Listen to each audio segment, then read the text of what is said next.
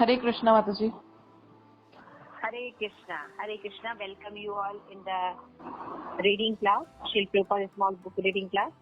तो हम श्री प्रभुपाद की बुक जो पढ़ रहे हैं वो है ज्ञान की तलवार। उसमें हम फर्स्ट सेक्शन जो है कंप्लीट कर चुके हैं, परम का ज्ञान। अब हम सेकंड सेक्शन शुरू कर रहे हैं, भक्ति का विज्ञान। तो इसमें जो फर्स्ट टॉपिक है वो है कृष्ण की सेवा से सब कुछ प्राप्त किया जा सकता है। मैंने जैसे बताया कि ये टॉपिक मुझे बड़ा इंटरेस्टिंग लगता था जब मैं बहुत नए में इस्कॉन ज्वाइन किया था कि कृष्ण की भक्ति करने से मेरी प्रॉब्लम सब कैसे सॉल्व होगी। तो इट्स वेरी इंटरेस्टिंग कि कैसे भगवान जड़ है, इसको एक्सप्लेन किया गया है। श्री प्रभुपाद जो है रूप गोस्वामी को की जो शिक्षाएं हैं उनके आधार पर एक्सप्लेन किया है। तो आइए पढ़ने से पहले हम प्रार्थना कर लेते हैं। नमो विष्णुपादाय कृष्ण प्रेष्ठाय भूतले श्रीमते ललिता साई महाराज की नामने। नमो ओम विष्णुपादाय कृष्ण प्रेष्ठाय भूतले श्रीमते भक्ति वेदांत स्वामी इति नामने। नमस्ते सारस्वते देवी गौरवाणी प्रचारिणे निर्विशेष शून्यवादी पाश्चात्य देशे कारिणे। ओम अज्ञानतिमिरान्धस्य ज्ञानाञ्जन शलाकया चक्षुरुन्मिलितं येन तस्मै श्री गुरुवे नमः। श्री चैतन्य मनोभीष्टं स्थापितं येन भूतले स्वयं रूप कदा मह्यं ददाति स्वपदान्तिकम्। प्रेम से कहो जय श्री कृष्ण चैतन्य प्रभु नित्यानंद श्री अद्वैत गदाधर श्रीवासादि गौर भक्तवृंद। हरे कृष्ण कृष्ण कृष्ण हरे हरे, हरे राम राम राम हरे हरे। शिल्पे आप सभी और भक्तवृंद की जय हो। तो हमारा जो लेसन है कृष्ण की सेवा से सब कुछ प्राप्त किया जा सकता है। तो आइए पढ़ते हैं।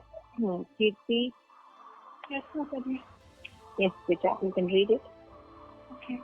श्रील रूप गोस्वामी को भक्ति योग की शिक्षा देते समय श्री चैतन्य महाप्रभु ने भौतिक जगत तथा जीवों के बारे में चर्चा की। उन्होंने बताया कि 84 लाख योनियों में 9 लाख योनियां जल जंतुओं की, 20 लाख पेड़ पौधों की, 11 लाख चींटियों की और 10 लाख चिड़ियों की, 30 लाख जानवरों की और 4 लाख योनियां मानवों की होती है। मानवों को 3 वर्गों में बांटा गया है, जिन्हें असभ्य, अधर सभ्य और सभ्य कहा गया है।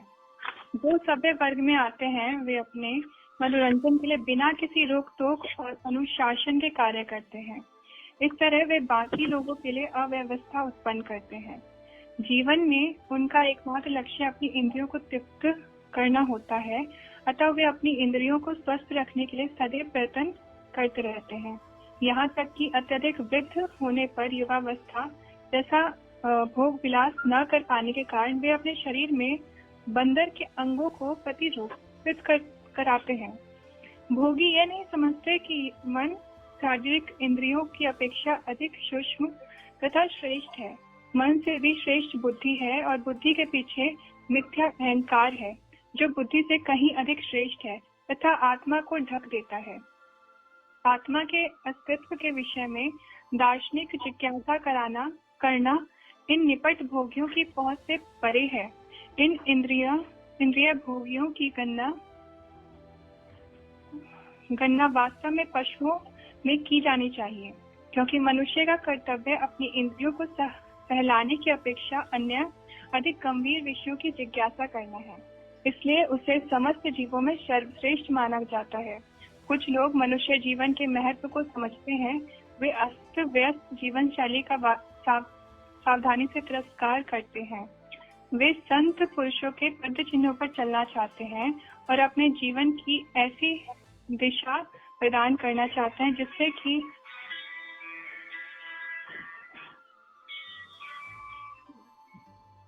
हरे कृष्णा, एक मिनट, जिससे कि मनुष्य जीवन का उद्देश्य पूरा हो जाए। विभिन्न धर्मों के अनुयायी तथा ईसाई, हिंदू। हरि बोल। थैंक यू सो मच बेटा। इसको पहले एक्सप्लेन कर लेते हैं 2 पैराग्राफ। तो हरे कृष्ण, यहाँ पे जो रूप गोस्वामी की जो भक्ति योग की जो शिक्षा दी है चैतन्य महाप्रभु ने, तो उस शिक्षा में चैतन्य महाप्रभु हैं, उन्होंने दशाश्वमेध घाट पर बनारस में चैतन्य महाप्रभु ने श्रीपाद रूप गोस्वामी को भक्ति योग का डिटेल में नॉलेज दिया था। तो उस नॉलेज की चर्चा करते हुए श्री प्रभुपाद कह रहे हैं कि चैतन्य महाप्रभु ने बहुत डिटेल में श्रीमद् भागवतम के श्लोकों को उद्धृत करते हुए बताया था कि ये जो भौतिक जगत है, मेटीरियल वर्ल्ड है, इसमें भागवतम में ये भी वर्णन है कि कितनी प्रकार की योनियां होती हैं और कितने उनकी संख्याएं हैं। देखिए कितना सुंदर श्रीमद् भागवतम और कितना साइंटिफिक वर्णन है। ऐसा नहीं कि भक्ति जो है साइंस नहीं है ना, भक्ति साइंस होती है।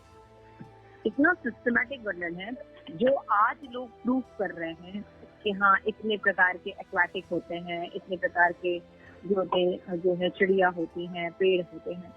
ये बहुत पहले से श्रीमद् भागवतम में कैटेगराइज करके बताया गया। ये कैटेगराइज करके ऐसे नहीं कि अंधाधुंध बता दिया गया। आपको जैसे पता है कि भागवत जो है ये श्री भगवान कृष्ण से आता है ना। तो क्योंकि भगवान पूर्ण पुरुषोत्तम है और उनमें कोई त्रुटि नहीं होती, कोई भौतिक मल नहीं होता, इसलिए ज्ञान पूर्ण होता है। तो भगवान हर चीज को क्रिएट करते तो वो हर चीज के बारे में नॉलेज भी डिटेल में रखते हैं, जो नॉलेज साइंटिस्ट को भी नहीं। तो भगवान के द्वारा प्राप्त नॉलेज में पूर्णता है। तो वो पूर्ण भगवान बता रहे हैं कि मतलब 84 लाख योनियां होती है। जितने भी लिविंग बीइंग हैं उनकी 84 लाख योनियां। तो उन योनियों में जो होता है अलग अलग वर्णन किया गया कि जैसे बताया गया कि 9 लाख योनियां जो होती हैं जलचर प्राणी है ना, जल में जो है। इस तरह पेड़ का, चींटियों का, चिड़ियों का, जानवरों का बताया गया। लेकिन बताया कि कितने प्रकार के मानव होते हैं, 4 लाख प्रकार के मानव होते हैं। तो यहाँ पे बताया गया है कि बहुत इम्पोर्टेंट है कि हमको लगता है कि अरे ऐसा कैसे हो सकता है, 4 लाख कहाँ होगा। आप देखिए आपके प्रदेश में कोई गोरा है, कोई काला है ना, कितने प्रकार के मनुष्य होते हैं, है ना।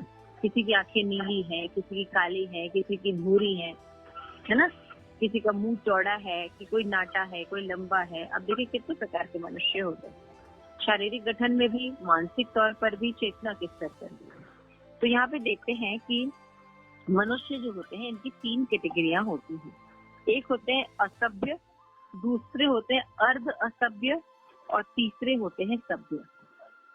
तो इसके बारे में श्री प्रभुपाद ने बड़ा अच्छा बताया है कि मनुष्य की जो 4 लाख योनियां होती है इसमें कौन कौन से लोग आते हैं। तो यहाँ पे देखा जाए सभ्य वर्ग में आते हैं वे अपने मनोरंजन के लिए, मतलब जो सभ्य वर्ग होता है ना, तो वो कैसे होते हैं कि वो रोक टोक अनुशासन के कार्य करते हैं, बिना रोक टोक के कार्य करते हैं। सभ्य होते हैं लेकिन मनोरंजन के लिए बिना किसी रोक टोक और अनुशासन के कार्य करते हैं। तो क्या होता है, अगर हम बिना रोक टोक के, बिना किसी नियम के मनमाने ढंग से काम करेंगे तो क्या होगा, अव्यवस्था हो जाती है दूसरों की, होती है ना। जी माता जी, है ना। मान लीजिए अभी गौरी है, वो कहे कि नहीं मुझे ऐसे करना है, हाँ, और मुझे प्यार जो ऐसे करना है ना। भूमिका कहे नहीं ऐसे नहीं, ऐसे होना चाहिए। फिर मान लीजिए पूनम है, वो कहे नहीं ये चीज ऐसे नहीं, मेरे हिसाब से ऐसे होना चाहिए। कीर्ति है, वो बोले नहीं ऐसे होना चाहिए। तो क्लास हो पाएगी क्या? नहीं, मैं ही बोलूंगी। तो आपको नहीं मैं बोलूंगी, नहीं मैं बोलूंगी। अभी जैसे एक डिसिप्लिन है कि हाँ हम बोलेंगे, आपको सुनेंगे। हम जिनको बोलते हैं बोलने के लिए, फिर वो बोलेंगे। तो एक नियम के तहत क्लास हो पाएगी ना। जी माता जी, है ना। लेकिन अगर हम किसी का नियम आज्ञा पालन ना करें, कोई ना रखे और सब अपने अपने हिसाब से रहे, तो कुछ हो पाएगा? नहीं हो पाएगा। हाँ, तो वही चीज बता रहे कि वो लोग जो आज लोग होते हैं सभ्य वर्ग में आते हैं, लेकिन वो अपने एंटरटेनमेंट के लिए या अपनी सनक के अनुसार कार्य करना चाहते हैं, जिससे क्या होता है वो इंद्रिय तृप्ति करते हैं और वो अपने इंद्र को हमेशा सोचते हैं कि वो हमेशा यौवन रहे। आजकल के हम देखते हैं जितने भी हमारे सो कॉल्ड हमारे आदर्श बने हुए हैं, है ना, सिनेमा घर के लोग, खेल के लोग, है ना, वो क्या दिखाते हैं कि हम इतनी उम्र के हो गए फिर भी इतने फिट हैं, है ना। और इतने एज होने पर भी क्या होते हैं कि दिखाते हैं कि कितना हम कामुक हैं, है ना। कितने हम कामुक हैं, हम 60 साल के हो गए फिर भी कामुक हैं। बहुत दिनों पहले मैंने एक इंटरव्यू देखा था, रेखा हीरोइन आप लोग जानते होंगे, राइट? जी मैम। अभिनेत्री हैं। तो वो सलमान खान को इंटरव्यू दे रही थी। तो सलमान खान जो है वो बचपन से रेखा के बहुत बड़े फैन थे। तो रेखा बताती है कि बहुत छोटे से साइकिल चला के हमारे कॉलोनी से निकलते थे और मुझे देखा करते थे, तो बहुत ही अच्छे थे। फिर रेखा कहती हैं कि मैंने शायद इसलिए शादी नहीं की क्योंकि सलमान खान मुझे इतना प्रेम करते थे ताकि मैं आगे चल के इनकी गर्लफ्रेंड बन सकूं। किस एज में बात कर रही है? 60 में। तो सलमान खान का जवाब होता है 50s में। सलमान खान 50s में है और वो 70s में है, ठीक है? तो 50s में सलमान खान कहते हैं यस, शायद आज तक मैंने भी इसलिए शादी नहीं की क्योंकि मैं आपको एक गर्लफ्रेंड के रूप में देखना चाहती हूँ। सो ये हमारे आइकॉन है ना? 50s 60s में भी उनके अंदर क्या है? इंद्रिय तृप्ति, कामुकता है, और इस तरह से वो बातें करते हैं और लोग जो है बहुत उसको अप्रिशिएट करते हैं, है ना? कि इतने उम्र में भी वो जवान दिखते हैं। तो शिल पेपर यहाँ पे निंदा करते हैं। हमारे शास्त्र जो है इन बातों की निंदा करता है कि इंद्रिय तृप्ति जो है हमारे जीवन का लक्ष्य नहीं है। वृद्ध होने पर भी वो अपने आप को युवा बनाने के लिए कई प्लास्टिक सर्जरी कराते है ना? जैसे कि वो बोलते हैं कि बंदर के अंगों को लगाते हैं ताकि वो यंग दिख सके, है ना?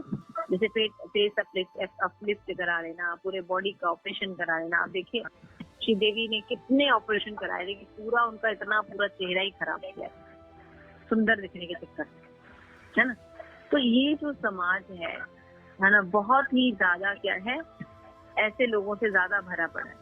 सब भी लोग होते हैं ये, लेकिन ये क्या करते हैं? मनोरंजन के लिए बिना रोक टोक कोई भी धार्मिक एक्टिविटी से नहीं रहते, अपने मन और सनक के अनुसार कार्य करते हैं, जिससे ये औरों के लिए डिस्टर्बेंस क्रिएट करते हैं और समाज में भी एक अव्यवस्था लेके आते हैं। यानी समाज में मनुष्य जीवन का जो लक्ष्य भगवत प्राप्ति है वो काम प्राप्ति की ओर उन्मुख रहता है।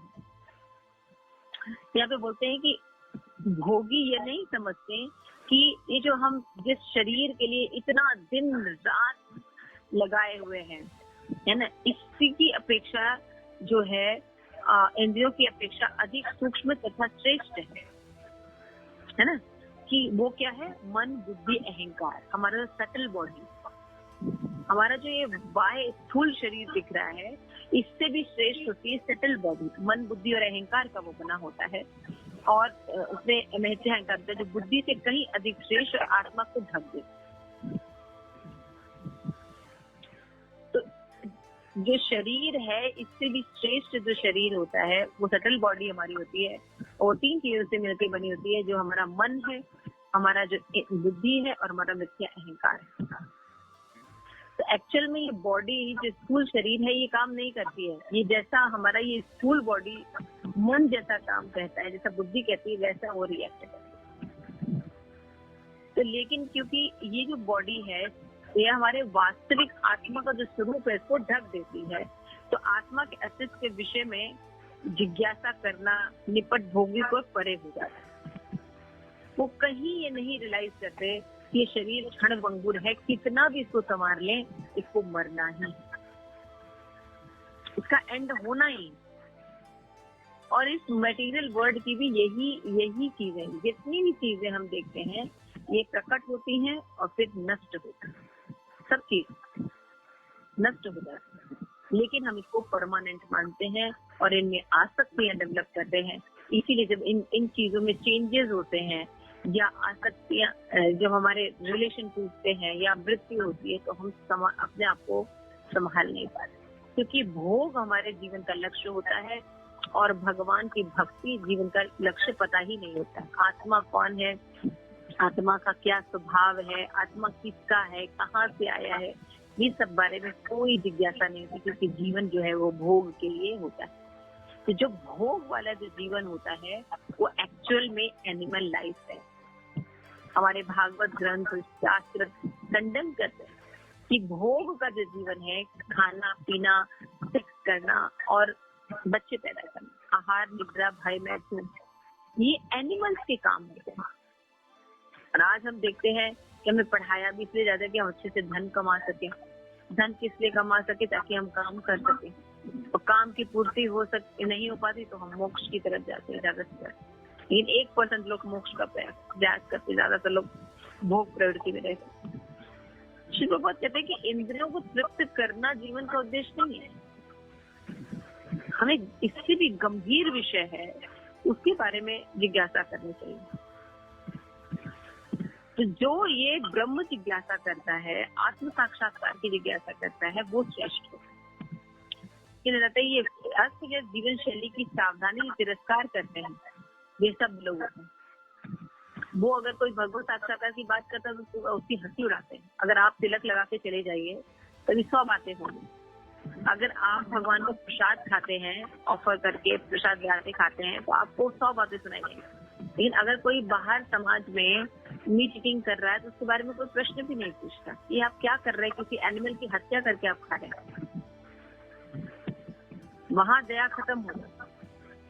इस तरह से समाज जो होता है ऐसे लोगों का होता है, और उसमें क्या होता है कि ये जीवन की सही यज्ञ चक्र का पालन नहीं करते। भगवान ने दुनिया बनाई तो एक यज्ञ चक्र भी बनाए, सिस्टम भी बनाए, उन्होंने नियम भी बताए।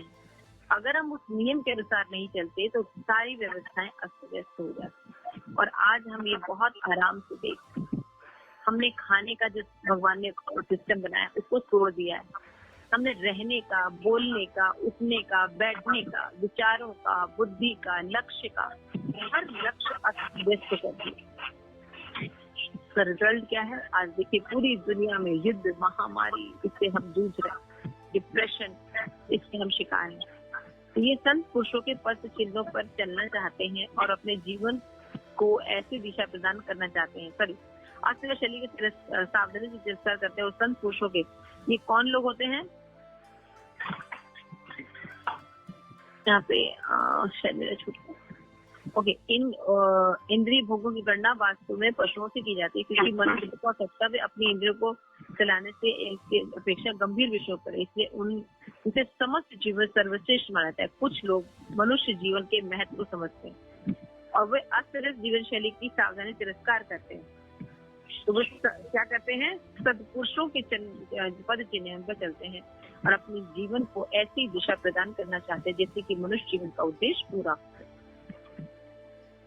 तो कुछ लोग जो होते हैं सभ्य होते हैं, कुछ लोग होते हैं मिडिल होते हैं, न सभ्य भी नहीं होते हैं और असभ्य भी नहीं होते, थोड़े से सभ्य होते हैं। और कुछ लोग तो बिल्कुल ही असभ्य होते हैं।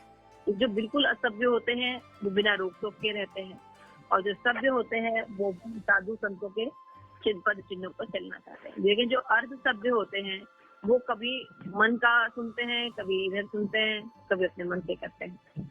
तो सबसे जो बेस्ट होते हैं वो क्या होते हैं? वो लोग होते हैं जो मनुष्य जीवन का उद्देश्य समझने के लिए आचार्यों के, प्रामाणिक आचार्यों के पद चिन्हों पर चलते हैं। आगे पढ़िए माता जी, मैं पढ़ूं? हाँ प्लीज। विभिन्न धर्मों के अनुयायी यथा ईसाई, हिंदू, मुसलमान, बौद्ध आदि श्रद्धा तथा अपने देश की प्रथाओं के अनुसार अपने धर्म का पालन करते हैं। भगवान कृष्ण ने भगवत गीता में 7.3 ऐसे लोगों का उल्लेख किया है। मनुष्याणाम सहस्रेषु कश्चिदयति सिद्धये यतम्पि सिद्धानाम कश्चिन्मा वेति तत्वता। कई हजार मनुष्यों में से कोई एक सिद्धि के लिए प्रयत्नशील होता है और सिद्धि पाने वालों में से कोई विरला ही मुझे तत्व से जान पाता है। अनादिकाल से सभी जीव निम्न योनियों में से होते हुए धीरे धीरे विकास प्रक्रिया से गुजरते हैं और सौभाग्यवश मनुष्य जन्म प्राप्त करते हैं।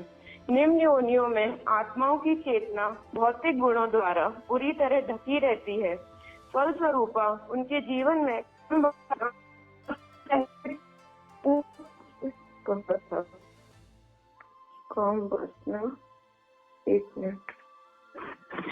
काम वासना हाँ सबसे महत्वपूर्ण होती है।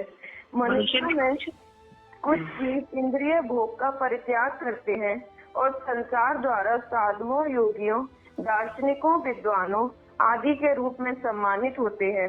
वे स्थूल इंद्रियों के अनुभवों से कहीं अधिक श्रेष्ठ मन के सूक्ष्म स्तर पर सुख अनुभव करते हैं। उनमें कुछ लोग और भी सूक्ष्म बुद्धि के स्तर को प्राप्त करते हैं, किंतु बुद्धि से भी अधिक सूक्ष्म आत्मा है। अतः जीव की असली आध्यात्मिकता या असली धर्म का अर्थ है आत्मा में स्थित होना। आगे बढ़ू माधुरी।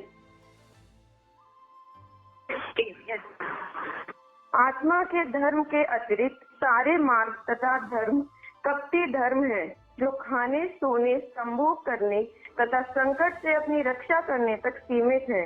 ये सभी पशु वृत्तियां हैं। निम्न योनियां आत्मा के धर्म का पालन करके अपने को ऊपर नहीं उठा सकती। मनुष्य स्वाभाविक रूप से आत्मा के धर्म का पालन कर सकता है, अतः कुछ लोग इस दिशा में प्रयास करते हैं। मनुष्य योनि में ही जीव जिज्ञासा कर सकता है कि मैं कौन हूँ और 3 प्रकार के ताप मुझे क्यों सताते हैं।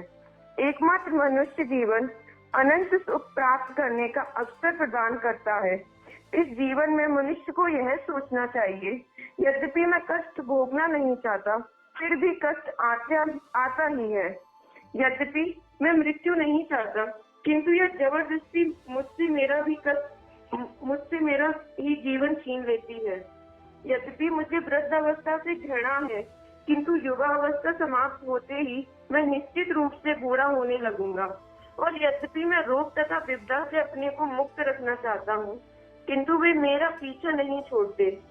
इन सारे कष्टों को देखते हुए भी मूर्ख व्यक्ति अपने जीवन को सुविधापूर्ण बनाने के लिए कठिन श्रम करता है, जबकि बुद्धिमान व्यक्ति शांत चित्त से अपनी स्थिति पर विचार करता है और अपने कष्टों का सदा सदा के लिए अंत करने के सर्वोत्तम उपाय के बारे में सोचता है।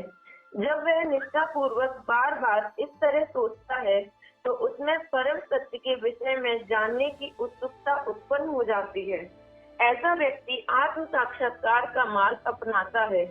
भले ही वह अनेक कार्यों में व्यस्त हो, किंतु अपने पूर्व पुण्य कर्मों के कारण ऐसा बुद्धिमान व्यक्ति इन कार्यों को संपन्न करते हुए जन्म, मृत्यु, जरा, व्याधि का सामना करेगा। आगे बढ़ूंगा दही। सिद्धि के लिए प्रयत्नशील लोगों में अपनी इंद्रियों को तृप्त करने की इच्छा रखने वाला कर्मी निम्न कोटि का होता है। उनसे ऊपर इंद्रियों के वेग को रोकने वाले ज्ञानी हैं, जो सूक्ष्म मानसिक धरातल पर स्थित होते हैं। योग सिद्धि की इच्छा करने वाले योगी इनसे भी श्रेष्ठ है। श्री चैतन्य महाप्रभु ने इन सारे लोगों को अशांत कहा है। इन लोगों में से समस्त भौतिक उपाधियों से और मिथ्या अहंकार से मुक्त, आत्मज्ञान में स्थित मुक्त जीव ही परम पुरुष भगवान कृष्ण को तत्व से समझ सकते हैं। किसी भी भौतिक दशा से प्रभावित हुए बिना कृष्ण भावनामृत के विज्ञान से पूर्णता अवगत ऐसे साधु पुरुष समस्त मानवता के लिए गुरु का कार्य कर सकते हैं। श्री चैतन्य महाप्रभु ने इस बात की पुष्टि चैतन्य चरितामृत में मध्य 8.128 की है कि वह विप्र किवा न्यासी शूद्र केने नए यही कृष्ण तत्ववेता से ही गुरु है।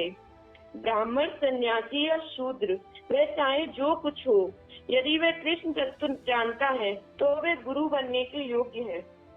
इस तरह हम यह निष्कर्ष निकाल सकते हैं कि कर्मी और ज्ञानी कृष्ण भक्ति की गहराई नहीं माप सकते। विशेष रूप से मूर्ख कर्मी इसके लिए बिल्कुल अयोग्य है, क्योंकि वे प्राय कृष्ण को एक साधारण मनुष्य मानते हैं और भगवान के प्रति इस अनादर के कारण भगवत गीता में भगवान के शब्दों का गलत अर्थ लगाते हैं। हाँ, तो इसको हम समझते हैं। तो श्री प्रभुपाद ने बताया कि मनुष्यों की भी 9 लाख योनियां होती हैं, 4 लाख योनियां होती हैं। उन्होंने बताया कि 4 लाख योनियों को कैटेगराइज किया है कि एक सभ्य लोग होते हैं, एक अर्ध असभ्य होते हैं, एक सभ्य होते हैं, एक अर्ध सभ्य होते हैं और तीसरी कैटेगरी असभ्य की होती है। तो असभ्य लोग जो होते हैं वो कैसे होते हैं? कोई नियम नहीं मानते, वो अपने मनमाना कार्य करते हैं।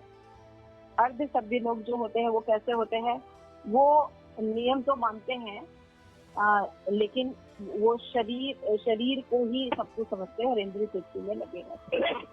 हाँ, और वो कैसे कर होते हैं कि वो सोचते हैं कि मन बुद्धि को ज्यादा श्रेष्ठ मानते हैं शरीर से, और वो मन को जो है वो नियंत्रित करने का प्रयास करते हैं अर्ध सभ्य लोग। लेकिन जो सभ्य लोग होते हैं, जो श्रेष्ठ लोग होते हैं, वो जानते हैं कि स्थूल शरीर हो चाहे सूक्ष्म शरीर हो, दोनों ही निकृष्ट है। आत्मा जो है ये हमारी वास्तविक स्थिति है। तो सभ्य लोग जो है वो साधु संतों आचार्यों के पद चिन्हों पर चलते हैं, उनकी बातों को सुनते हैं और ये समझते हैं कि हमें आत्मा के कल्याण के लिए जब हम जिज्ञासा करते हैं तो वो सही जिज्ञासा है, क्योंकि ये मन बुद्धि और अहंकार से भी ज्यादा सूक्ष्म ज्ञान है। तो इस तरह से 3 प्रकार के लोग होते हैं। इसकी व्याख्या तो यहाँ पे बताते हैं शिल्पकार कि जो इंद्रिय तृप्ति चाहने वाले लोग हैं या अपने तथाकथित दार्शनिक विचारों से चलने वाले लोग हैं, ये तो बहुत पाए जाते हैं, लेकिन उनमें से कोई एक बिरला ही होता है जो सिद्धि के लिए प्रयास करते हैं।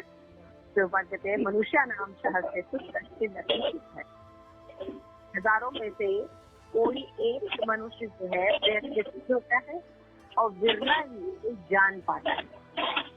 तो अब आप लोग सोचिए, आप लोग जब ये क्लास अटेंड कर रहे हैं तो आप लोग कितने ज्यादा विरला व्यक्ति हैं, क्योंकि आप लोग ऐसी जिज्ञासा कर रहे हैं, ऐसे तत्वों को पढ़ रहे हैं जो कि हाईली इंटेलेक्चुअल है, जिसके लिए मनुष्य जीवन मिला है। तो आप सब कितने भाग्यवान हैं। पूरी दुनिया में कितनी जनसंख्या है और अभी यहाँ पे 7-8 लोग जो है वो क्लासेस अटेंड कर रहे हैं। तो हम समझ सकते हैं कि जो प्रभुपाद कह रहे हैं, भगवत गीता का एग्जाम्पल देखिए वो कितना सही है। मैंने बताया था कि ये ज्ञान जो है ये चैतन्य महाप्रभु जो है वो उनको दे श्रीपाद रूप गोस्वामी को बता रहे हैं। उस ज्ञान के चलते में जिसे उन्होंने बताया था, तो रूप गोस्वामी हालांकि इतने स्कॉलर हैं, लेकिन फिर भी जब वो चैतन्य महाप्रभु से मिले तो उन्होंने बोलते हैं कि आप मुझे बताइए कि मैं कौन हूँ और मुझे ये कष्ट क्यों मिल रहे हैं। मैं तो कुछ नहीं चाहता है ना, जन्म मृत्यु जरा व्याधि, ये आदि दैविक आदि भौतिक आदि आध्यात्मिक जो क्लेश है, मैं ये नहीं चाहता, लेकिन मुझे क्यों सहने पड़ रहा है, मैंने क्या किया है जो मुझे ऐसे दुख देखने पड़ रहे हैं। तो ये जो प्रश्न है, ये प्रश्न जो है जो सबसे जो ग्रेट लोग होते हैं वो करते हैं, है ना। तो ये 3 प्रकार के आप मुझे कहाँ बता दो। एक बात, मनुष्य जीवन जो है जीवन अनंत सुख प्राप्त करने का अवसर है। तो जब चैतन्य महाप्रभु जैसे साक्षात जब सामने थे तो ये प्रश्न पूछने चाहिए। ये नहीं पूछना चाहिए कि मैं धन कैसे कमाऊं, मेरा जो फ्लैट का प्रॉब्लम चल रहा है, मेरा बॉस के साथ प्रॉब्लम चल रहा है, मेरा पति के साथ प्रॉब्लम चल रहा है, मेरे माता पिता के साथ प्रॉब्लम चल रहा है, मेरा कलीग के साथ प्रॉब्लम चल रहा है, हाउ टू सॉल्व, या हम कैसे यंग बने रहे। ये सब प्रॉब्लम्स के लिए भगवान की जिज्ञासा नहीं करनी चाहिए। भगवान या उनके प्रतिनिधि सामने होते तो जीवन की उच्चतर जिज्ञासा करनी चाहिए, लेकिन जब उसका नॉलेज होगा, ज्ञान होगा, तब तो करेगा व्यक्ति। तो जनरली लोगों के जो नॉलेज होते हैं या पोस्टर्स होते हैं वो शरीर से संबंधित है। थोड़ा सा अगर कोई दार्शनिक वगैरह होता है तो मन और बुद्धि की बात करता है, आत्मा के बारे में तो शायद ही कोई लोग बात करते हैं, है ना। तो इसे श्री प्रभुपाद कह रहे हैं कि हम चाहते नहीं कि हमारे अंदर रोग आए, है ना, हम वृद्ध हों, हम बीमार पड़े, लेकिन हम देखते हैं कि हम जबरदस्ती हमारे ऊपर ये थोपा जाता है। तो इन कष्टों को देखते हुए मूर्ख व्यक्ति अपने जीवन की को सुविधा पूर्वक बनाने के लिए कठिन श्रम करते हैं, दिन भर श्रम करते हैं और भगवत भक्ति के लिए वो टाइम नहीं देते। तो वो क्या करते हैं, अपना जो सर्वोत्तम उपहार मनुष्य जीवन है उसको नष्ट कर देते हैं, है ना। तो यहाँ पे बताते हैं कि ऐसा व्यक्ति आत्म साक्षात्कार का मार्ग अपनाता है जो निष्ठा पूर्वक आत्मा के बारे में जिज्ञासा करना चाहता है, जो ये समझना चाहता है कि मेरे जीवन में कष्ट क्यों है, है ना। जैसे अभी इतनी बड़ी फिल्म बनी कश्मीर के ऊपर, तो उसमें यही बताया गया कि किस तरह से उनके ऊपर अत्याचार हुए, उनको कैसे निकाला गया, कैसे क्या किया गया, है ना। लेकिन कैसे ये चीज हुई, इसकी बजाय अगर क्यों हुई इस पर कोई चर्चा करे तो उसका जीवन संवर जाए। क्योंकि ऐसा तो ब्रह्म जिज्ञासा होगी कि कश्मीरी पंडितों के साथ ऐसा क्यों हुआ। इस क्यों के आंसर में हम भगवान तक पहुंच जाएंगे और हम देखेंगे कि कृष्ण से विमुख होते हैं हम तो सारे कष्ट हमारे जीवन में रहते हैं। लेकिन जब हम कृष्ण के उन्मुख हो जाते हैं, अपने मूल से एक पेड़ जुड़ जाता है तो वो पनप जाता है, वो स्वस्थ हो जाता है। लेकिन जब हम अपने मूल से कट जाते हैं और भोगना चाहते हैं तो एक्चुअल में हम भोग नहीं पाते, बल्कि हमारा पूरा जीवन नष्ट हो जाता है। तो क्यों हमारे जीवन में कष्ट क्यों हो रहा है, ये जिज्ञासा होनी चाहिए। जैसे बात कहते हैं कि सिद्धि के प्रयत्न के लिए लोग अपनी इंद्रिय तृप्ति करने की इच्छा रखने वाले जो निम्न कोटि का होता है, सबसे पहले जो सिद्धि की इच्छा रखते हैं कि मुझे ये मिल जाए, मैं अणिमा लघिमा ऐसे करके सिद्धियां होती हैं, अष्ट सिद्धियां होती हैं। इनको जो योगी है वो प्राप्त करके क्या करना चाहते हैं, ग्रेट बनना चाहते हैं, भगवान बनना चाहते हैं, है ना। छोटे से छोटा हो जाएंगे, बड़े से बड़ा हो जाएंगे, अंतर ध्यान हो जाएंगे, किसी के मन को वश में कर सकते हैं, है ना। तो इस तरह से जब कोई करता है तो हम सोचते अरे ये तो पानी में चल रहा है, तो हवा में उड़ रहा है ना। ऐसे अंतर ध्यान करके कुछ निकाल लेंगे। तो इस तरह से जो सिद्धियां प्राप्त करते हैं वो क्या करेंगे, लोगों को ये दिखाना चाहते हैं कि वो कितने ग्रेट है और वो ही भगवान।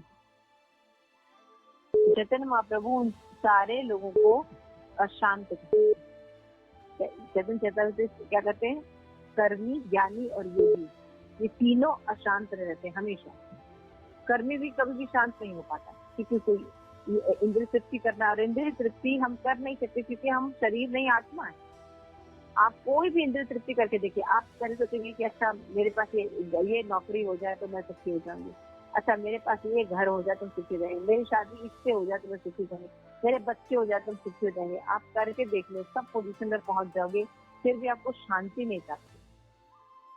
योगी सोचता है मुझे ये सिद्धि प्राप्त हो जाए, मैं बहुत प्रसन्न हो जाऊंगा, है ना। लेकिन इसको प्राप्त करके भी वो प्रसन्न नहीं होता। तो सिद्धि, कर्मी, योगी ये सकल अशांत। कृष्ण भक्त निष्काम एतेवता।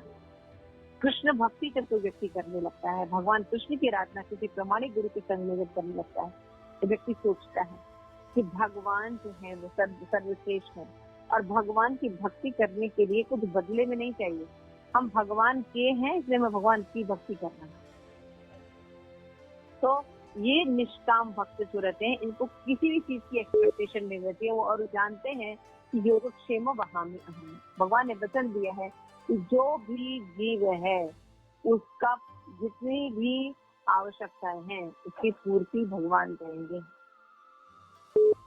आप देखिए, एक साधारण सा चिड़िया देखिए, बंदर देखिए, है ना, आकाश में देखिए पक्षी उड़ते हैं, जलचर प्राणी है ना। भगवान ने सबके खाने का इंतजाम किया, आपके खाने का भी इंतजाम किया है भगवान ने। हमने ऐसी क्या चीज जो खुद बनाई है? हाँ भूमिका, हमने कोई चीज बनाई है? माता जी एक्चुअली भूमिका माता जी और कीर्ति माता जी जो है वो कॉल से डिस्कनेक्ट हो गई हैं, वो शायद अभी पूनम माता जी को कॉल कर लेंगी, वो ऐड कर लेंगी कॉल पे। ओके, पूनम माता तो हाँ गौरी आप एक्सप्लेन कीजिए। माता जी ऐसा तो कुछ नहीं बनाया। तो इस तरह से हम देखते हैं कि भगवान हर का पालन कर रहे हैं, तो क्या हमारा पालन नहीं करेंगे? लेकिन हम जो है इन उपाधियों में लगे रहते हैं, आर्टिफिशियल जो है वो क्रिएट किए हुए हैं सारी चीजें, तो क्या होता है, अशांत रहते हैं। लेकिन कृष्ण भक्त को कुछ नहीं चाहिए, केवल भगवत भक्ति करता है, उसको पता है कि कृष्ण सब कुछ देखने वाले हैं, करने वाले, तो इसलिए हमेशा हर परिस्थिति में शांत रहता है। इसी तरह से जो भी व्यक्ति कृष्ण के तत्व को जानता है, चाहे वो शूद्र हो, विप्र हो, न्यासी हो, लेकिन अगर कृष्ण तत्व को जानता है तो वो जो है वो गुरु बन सकता है। इस तरह हम निष्कर्ष निकाल सकते हैं कि कर्मी और ज्ञानी कृष्ण भक्ति की गहराई को कभी नाप नहीं सकते, क्योंकि वो सब इंद्रिय तृप्ति करना चाहते हैं। कर्मी ज्ञानी योगी कभी भी कृष्ण भक्ति नहीं कर पाते, क्योंकि वो इंद्रिय तृप्ति करना चाहते हैं, स्वयं भगवान बनना चाहते हैं, भगवान से ईर्ष्या करते हैं। लेकिन जो भक्त है वो जानता है कि मैं भगवान का दास हूँ, और भगवान का दास के रूप में जब मैं उनकी सेवा करूंगा तभी सभी प्रकार से मैं शांत हो सकता हूँ। तो विशेष रूप से मूर्ख कर्मी इसके लिए बिल्कुल अयोग्य है, क्योंकि वे प्रायः कृष्ण को एक साधारण मनुष्य मानते हैं। भगवद गीता में भगवान कहते हैं अवजानन्ति मामुना मानुषी तनमाश। जब मैं मनुष्य के रूप में अवतार लेकर इस पृथ्वी पर आके लीला करता हूँ तो मूर्ख जो होते हैं यानी कर्मी जो लोग होते हैं, जो कर्मी का मतलब होता है जो अपने कर्मों का रिजल्ट चाहते हैं भोगना, तो कर्मियों की तुलना गधे से की है। हाँ, तो वो लोग क्या होते हैं, कभी भी भगवान के ज्ञान को नहीं समझ पाते और उपहास करते हैं, भक्तों का मजाक बनाते हैं, भगवान का उपहास करते हैं। भगवान को कैसे समझते हैं कि ये भी हमारे जैसे ही हैं, साधारण व्यक्ति, क्योंकि भगवान कभी भी साधारण नहीं होती। तक तो बात है। इसके आगे कोई पढ़ेगा? मैं हरे कृष्ण। हरे कृष्ण। कलयुग के बुरे प्रभाव के कारण मानव समाज किसी भी आध्यात्मिक संस्कृति को अपनाना नहीं चाहता। इसलिए लोग पशुओं के समान अपना समय खाने, सोने, मैथुन करने तथा रक्षा करने में बिताते हैं। पूर्ण पुरुषोत्तम भगवान कृष्ण के विषय में आध्यात्मिक ज्ञान को समझने की बात तो दूर, ये लोग धार्मिक अनुष्ठानों या दिव्य ज्ञान को समझने के लिए भी समय नहीं निकाल सकते। यदि कोई कर्म तथा ज्ञान के मार्ग में आगे बढ़ने के लिए शास्त्रों के निर्देशों का दृढ़ता से पालन करे, तो वह अपनी चेतना को इतना शुद्ध तो बना ही लेता है जिससे वह कुछ हद तक कृष्ण विज्ञान को समझ सके। ज्ञान का चरम लक्ष्य भगवान से एक होना है। इस अवस्था को प्राप्त करते ही इससे भी उच्चतर अवस्था भगवान कृष्ण की भक्ति के द्वार खुल जाते हैं। कलयुग के लोगों के लिए भगवान से एक होने की यह अवस्था प्राप्त करना लगभग असंभव है। इसलिए भगवान कृष्ण ने भगवद गीता में अपनी भक्ति को विज्ञान की शिक्षा दी है। भगवान जानते थे कि कलयुग के अभागे मनुष्य उनके शब्दों का गलत अर्थ लगाएंगे, अतः अपने व्यक्तिगत उदाहरण से विश्व को भगवद गीता का सार सिखाने के लिए भगवान कृष्ण पुनः शुद्ध भक्त के रूप में चैतन्य महाप्रभु के रूप में प्रकट हुए। भगवद गीता में भगवान कहते हैं कि वह सभी वस्तुओं के उद्गम है, किंतु ईर्ष्यालु व चालाक लोग इस तथ्य को खंडन करने का प्रयास करते हैं। इसलिए चैतन्य महाप्रभु के रूप में प्रकट होकर भगवान ने यह शिक्षा दी कि कृष्ण ही समस्त वस्तुओं के उद्गम। भगवान कृष्ण के उपदेशों तथा श्री चैतन्य महाप्रभु के उपदेशों में कोई अंतर नहीं है, पूज्य वस्तु एक ही है। फिर भी युग के अभागी लोग इन शक्तियों को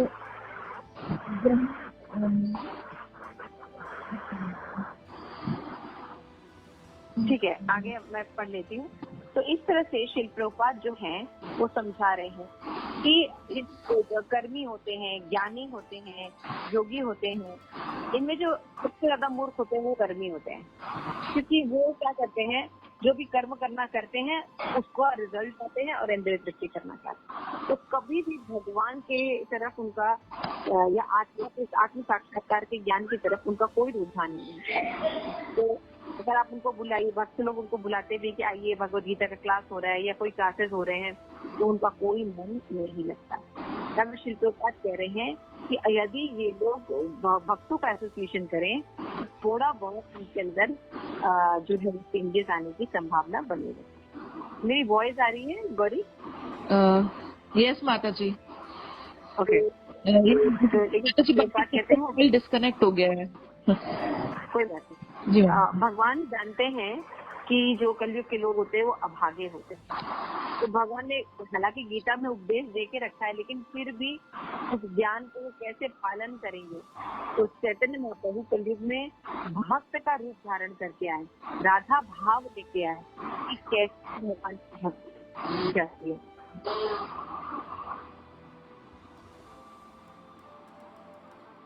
जी माता जी। हरे कृष्णा माता जी।